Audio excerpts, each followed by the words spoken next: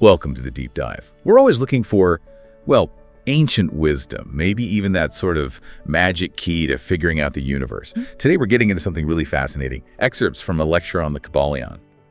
We'll focus on the intro and get an overview of its 7 hermetic laws. Yeah, the Kybalion, it's quite a text. For anyone who hasn't encountered it, it popped up in 1908, anonymously written. But the ideas themselves, they go way back, attributed to Hermes Trismegistus, the legendary Egyptian sage, maybe living somewhere between 1500, 2500 BC. And he talked about these 7 fundamental laws. They were scattered around in Hermetic teachings, but the Kybalion brought them together. The claim is they explain pretty much everything across all 7 planes of existence, from, solid matter right up to spirit. Okay, so our mission today, let's say, is to pull out the really key insights here.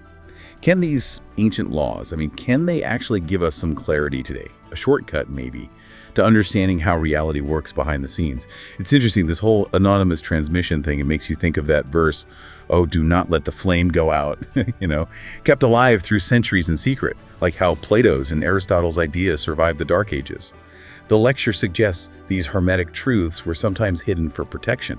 And maybe today, there's a different kind of challenge. Like maybe this intense focus on just the material stuff sometimes obscures this deeper metaphysical wisdom. That's a really important point, preservation. And the lecture hits this hard. Understanding ourselves, human nature, is just as vital as understanding, say, physics or biology, because without that inner understanding, knowledge can be dangerous. It's like having a Porsche but absolutely no idea how to drive it except straight into an abyss. The Kybalion can almost act as a kind of primer, a foundation before you tackle other complex philosophies, maybe even someone like Helena Blavatsky. Right. And the Kybalion itself makes this huge promise, doesn't it? The principles of truth are 7. The one who knows them perfectly has the magic key, with which all the doors of the temple can be opened completely. And just to be clear, temple here means the whole universe, basically. The whole manifested reality seen as sacred. That's quite the claim. Okay, let's start unpacking this idea of law. It's a word we use a lot, but maybe differently now. Like justice or love can feel a bit worn out sometimes. And law often just means, the legal code of a country. What did these ancient thinkers mean by it? Well, for some ancient cultures, like in India, law, dharma, was almost interchangeable with God, or seen as like the arm of God in action. Plato, for instance, he believed that every single thing that happens, success or failure, it's a direct result of following or breaking some universal law. So from that view, things aren't random. There's specific examples of these bigger laws playing out. Humans don't make these laws. Our job maybe is to be like bridges, to understand the universal principles and adapt them wisely to our situation, not just invent arbitrary rules that might actually clash with how things really work. So if we could spot the underlying law in, well, anything, we could apply that understanding everywhere. It sounds like knowing these laws is like knowing the skeleton of the universe. Yeah. What does that really mean for us, practically speaking? Knowing that skeleton, it gives you predictability. That's the key. You can navigate life more intelligently, more safely. It's like knowing the traffic laws on a highway, A lot of our suffering and things we call accidents, they often happen because we've unknowingly sort of crashed into one of these fundamental laws. We didn't see it coming. So today, we're just getting the overview, like looking at the menu before ordering the main course. We'll dive deeper into each one later. Okay, menu time. First one. The principle of mentalism. The whole is mind. The universe is mental. Whoa, that's a big one to start with. The universe is a mental creation subject to laws. We kind of get this on a small scale, right? Like a carpenter thinks of a table before building it, or psychosomatic stuff, thoughts affecting the body. But the Kybalion takes it way further. Yeah. Oh, much further. It's not just that thoughts create things. It's that everything fundamentally is mind. The rest. It's described as, well, basically an illusion, like a game of latent shadows happening within the mind of the creator or the all.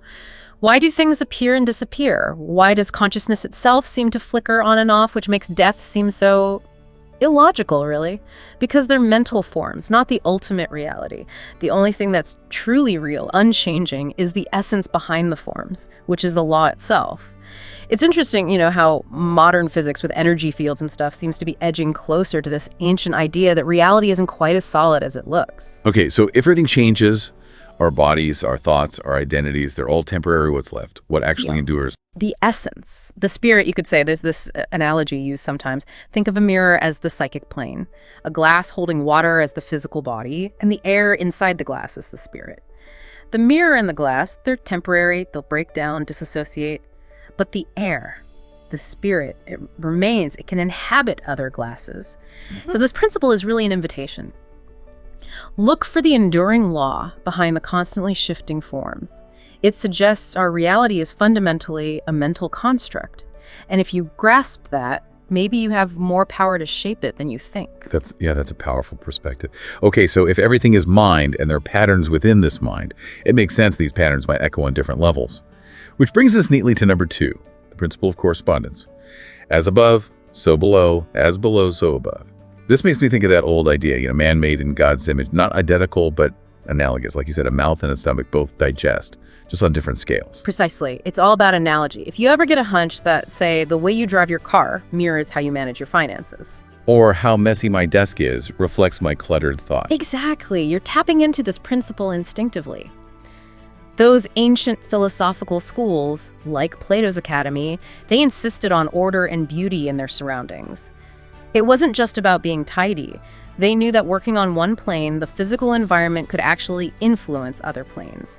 It could create positive habits in the thoughts and feelings of the students.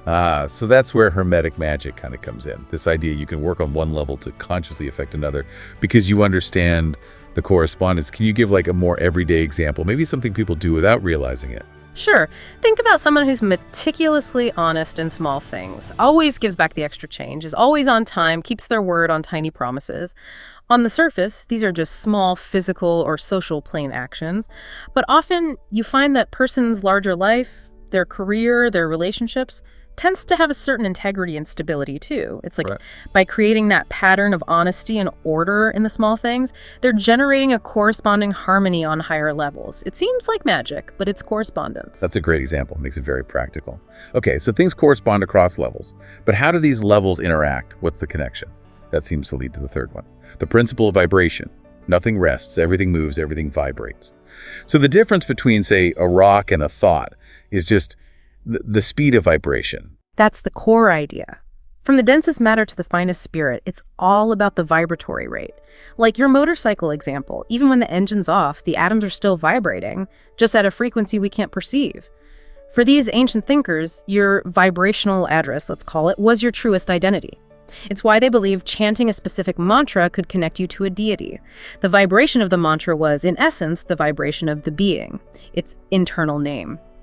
Plato got this. He was apparently very concerned about the kind of music the state allowed. Right, you mentioned that. Yeah, he saw music as a powerful vibrational invitation. It could literally pull consciousness higher or drag it lower depending on its nature. So personal evolution isn't just about learning more stuff or achieving external goals. It's about refining our own vibration, like that phrase from Sri Ram, depuration of taste. It makes me think of Roger Scruton talking about art, especially music, educating our consciousness, pulling us towards a higher pattern just by listening. It's about choosing what vibrations you surround yourself with. Okay, principle number 4, polarity. Everything is dual, everything has poles. And the kicker, opposites are identical in nature, but different in degree.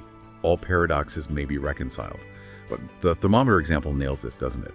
Hot and cold aren't fundamentally different things. They're just points on the single scale of temperature. Exactly. And because they're just degrees of the same thing, one can be transmuted into the other. You can warm something cold, cool something hot. And crucially, this isn't just about physics. It applies to mental alchemy, emotional alchemy. Think about, say, selfishness and altruism. The Kybalion suggests they aren't totally separate forces. They're poles of the same underlying energy related to connection or self-interest. If you understand this, you can, theoretically, learn to shift your position on that scale. You can transform a feeling or a thought pattern by essentially raising its vibration towards the opposite pole. There's a whole gradient within you. That's fascinating, the idea of actively transmuting emotions. Okay, so we have duality, these poles. How do they move? How do they interact over time? That brings us to rhythm. Everything flows out and in. Everything has its tides. The swing of the pendulum manifests in everything. The measure of the swing to the right is the measure of the swing to the left. Rhythm compensates. This sounds so much like Newton's third law, action and reaction, but Hermes was thousands of years before Newton. It just shows how these core truths keep surfacing. It really does. The pendulum is the perfect image. Yeah. Swing high one way, you're inevitably going to swing back just as high the other way. Humans are always looking for that center point, aren't we? That place of balance, emotionally, mentally, where we have noble thoughts, stable feelings. But if we go too far to one extreme, maybe intense excitement or euphoria, The principle of rhythm means we'll likely generate an equal swing back maybe towards sadness or depression, like the saying, after the high comes the low, or day of much laughter, eve of little laughter. So how do we escape that? If we're always subject to this back and forth swing, how do we find stability? How do we find that center and stay there? Well, this leads to the concept of neutralization through raising your level of consciousness. Think of that Pythagorean symbol, the dictate, that pyramid of 10 dots showing levels. Imagine two kids fighting over a toy bear. An adult walks in. The adult doesn't want the teddy bear, right? They're operating on a higher level of desire. So for them, the conflict over the bear is neutralized. They can resolve it because they're above it. But here's the catch. Every level you rise to will have its own set of dualities, its own pendulum swings, until, theoretically, you reach the absolute center, the whole divine consciousness itself, which is beyond all polarity. So the only real way to escape a conflict or a particular pendulum swing is to elevate your consciousness above the level where that duality operates. Rise above it. Yeah. Literally. Wow. Okay, that leads us to number 6, cause and effect. Every cause has its effect, every effect has its cause. Chance is but a name for law and not recognized. This feels very connected to karma, doesn't it? There's no escaping it. You perform an action cause, there will be a result effect. Yeah. You can't really dodge this law, let go of a pen, it falls every time. So the key is being really conscious of the causes we're setting in motion. Absolutely critical for navigating life well. The lecture points out that sometimes modern approaches can mess this up, focusing on rights without the corresponding cause or merit, which leads to people feeling entitled but also maladjusted because they're out of sync with this law. But the wise person learns to work with cause and effect on higher, subtler planes. For instance, consciously choosing to act out of duty or compassion or principle. These higher-level causes can actually override lower-level determinants, things like your genetic inheritance or maybe your ingrained temperament. It's like that old astrological saying, the stars incline, they do not compel. Why? Because humans have will. We're not just driftwood floating on the river of cause and effect, we have oars. We can choose to row upstream against the current of lower causes by activating higher ones. Having oars, I like that image. Okay, finally, number 7, the principle of gender. Gender isn't everything. Everything has its masculine and feminine principles. Gender manifests on all planes. Now, this isn't just about biological sex, is it? The lecture is clear on that. We see it everywhere. Plants having male and female parts, yin and yang in cosmology, positive and negative charges in physics. Exactly. It's really a specific application of the polarity principle. But here, the focus is on the combination of these two poles, the masculine, which is often seen as the active, projective, fertilizing impulse, and the feminine, the receptive, nurturing, developing element. Their interplay generates, well, everything. On the physical plane, it creates new bodies. On the mental plane, it regenerates ideas, develops concepts, and on the spiritual plane, it creates. Think of great inventors or artists. Often there's an intuitive flash, an insight that's maybe the masculine principle, accessing a higher plane. Then the mind needs to grasp it, nurture it, develop it, explain it. That's the feminine. Without the ability to consciously work with both principles within our own minds, we can't really generate original ideas. We just end up, as the lecture puts it, adopting cuckoo eggs ideas that aren't truly ours. And yeah, the text is very careful to warn against confusing this deep universal principle with just, physical sexuality or related practices. It's much broader. Right. These 7 principles together. Wow. It really does offer a completely different framework for looking at reality. It makes me think about those medieval alchemists. They weren't just trying to turn lead into gold, were they? The real goal was turning ignorant men into wise men, transforming the man of lead into the man of gold. They were searching for the philosopher's stone. Exactly. And that philosopher's stone, according to this way of thinking, wasn't some literal magic rock. It was philosophy itself. Philosophia, the love of wisdom. Yeah. It was the ability to see these universal laws operating everywhere, hidden in plain sight. There's that great quote associated with it. It is everywhere, you walk on it, children play with it, and no one sees it. Once you perceive a law in one thing, you can apply that understanding to countless other situations. Wisdom becomes practical, transferable. So the wisdom isn't locked away in ancient texts necessarily. It's encoded in the world around us, in everyday things. Right. Give us some examples from the lecture. How does that work? Okay, yeah, the lecture offered some great ones. Think about the wheel, a simple toy wheelbarrow wheel. What's its law? All points on its circumference are equidistant from the center. Now apply that. If your life had a clear center, your core principles, your values, and all your actions in work, family, dealing with people were equally aligned with that center, wouldn't your life roll more smoothly, less friction, more efficiency, like a well-balanced wheel? Okay, makes sense. Or the chair. What makes a chair work? It needs stability, usually 4 legs representing balance, and it needs a surface to hold you the shell, offering shelter, receptivity, maybe even generosity. So the chair teaches. Combine balance, stability in your life with generosity, being supportive, receptive to others, and you, like the chair, become a source of rest and support for many. Balance and generosity. Okay. Then, the ladder. How do you use a ladder? There's the impulse to climb, stepping up, the need to grip firmly, holding on, consolidating, and then harmonization, getting comfortable on the new level before stepping up again.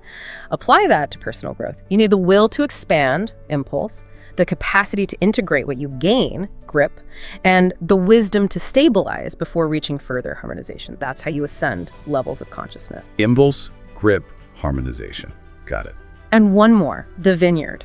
What does a good vine grower do? They prune the lesser grapes, the weaker shoots. Why? So the vine's energy isn't wasted. It concentrates on producing the best, most ripened fruit higher up. The lesson.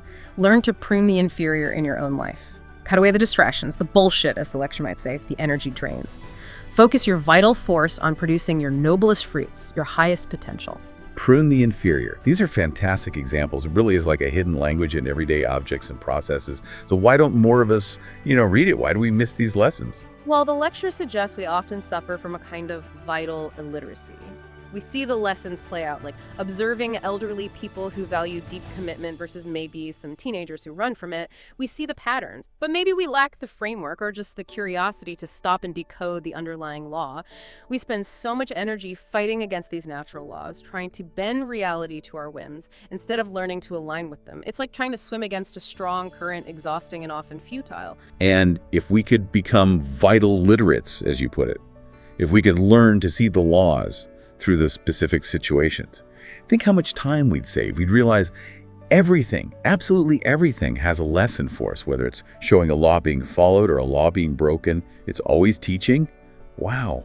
We've really only just scratched the surface of the Kybalion and these hermetic laws today, but it's been an incredible glimpse into this idea of the skeleton of the universe. Yeah. From thinking about the universe as mental, to our unique vibrational signatures, to the alchemy we can perform with our own thoughts and emotions. It really underscores how interconnected everything is, doesn't it? It really does. And if we take seriously this idea of looking for the universal laws in everything, in chairs and ladders and our own reactions, we do move closer to finding that philosopher's stone within ourselves. We start to embody wisdom, not just understand it intellectually. We gain the ability to consciously work with these principles to transform ourselves and how we experience life. So think back to that quote. Everything that prospers or fails, there is obedience or disobedience or the infraction of some law of nature. It leaves us with a question for you, listening in. What everyday object, or maybe a recurring situation in your life right now, what profound universal law might it be trying to teach you if you just took a moment to really look and perceive it?